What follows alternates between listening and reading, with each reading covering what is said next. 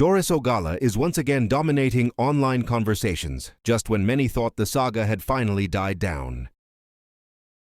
In a shocking twist, the daughter of Pastor Chris Okafor has publicly spoken out, sharing her side of the story and making serious claims against her father, including allegations that led her to leave the house for her own safety. The internet is on fire as her interview continues to spark reactions, while Doris Ogala has also responded, adding more fuel to an already heated discussion. What was said? What really happened? And how are people reacting online? Stay tuned as we break down the full story, reactions, and responses. Don't forget to subscribe to Hot Gist HQ, like this video, and drop your thoughts in the comments. My name is Precious Chidera Okafor. The daughter of Prophet Dr. Chris Okafor. I used to live with him years ago and I left around 2020. Yes, I left around 2020 because things were about to get out of hand.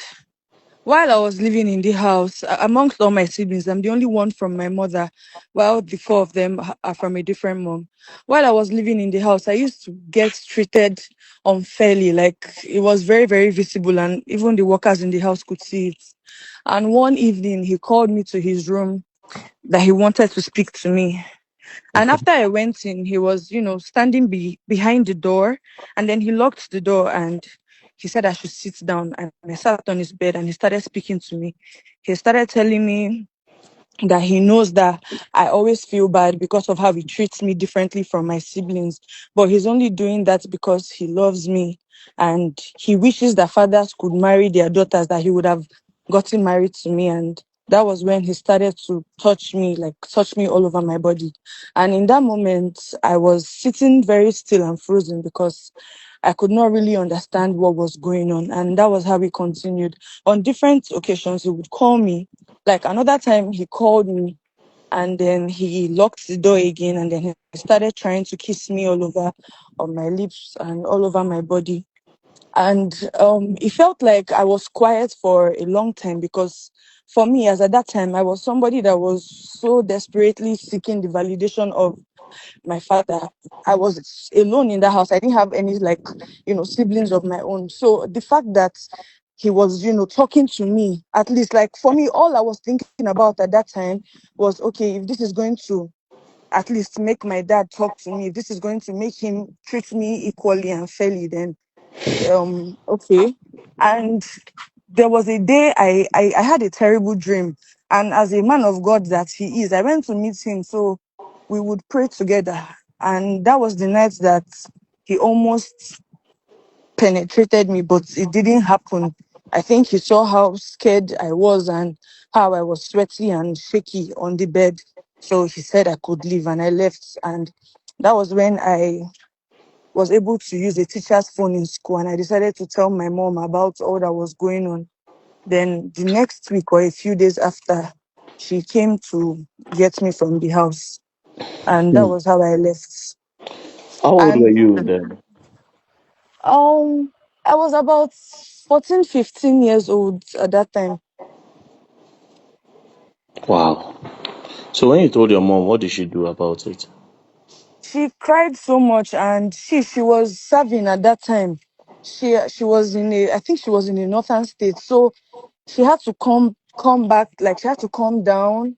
And mind you, I don't know if I should put this out there, but he also forcefully had his way with my mom when she was 15. That was how she was pregnant. That You was how raped, she got pregnant. you raped your mom? Yes, You were born out of yes, rape? yes, out of wedlock, yes. Wow. When she was just 15, she used to attend this church and she was in the choir.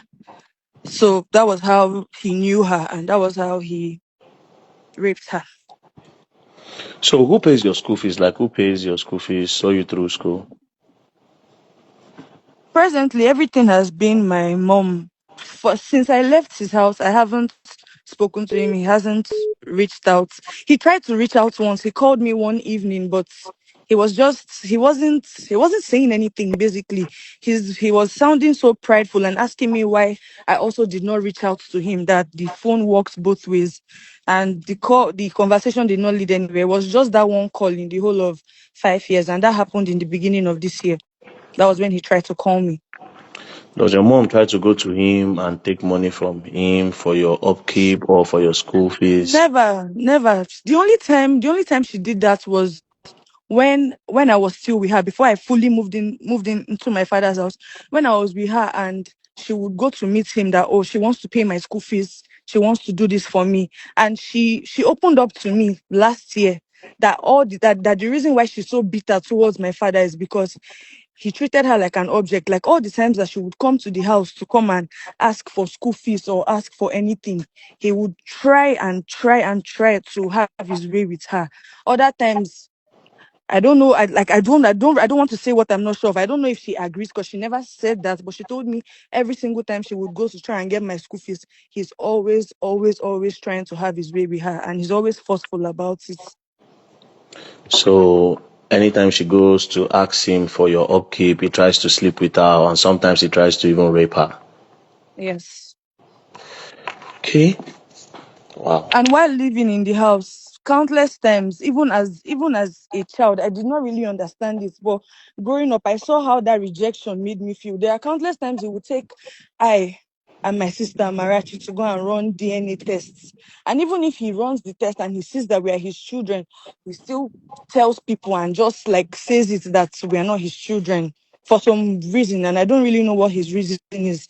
Tells everybody that, I'm not his child. Wow. How old are you now? I'm 20.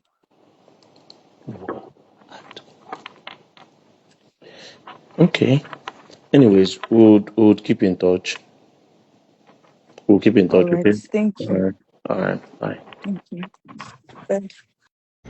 Now, Barrister Masolopara, if you listen to this call that I had with this girl, now this call was on the 22nd of December at around 7:05 p.m. was when we had this call.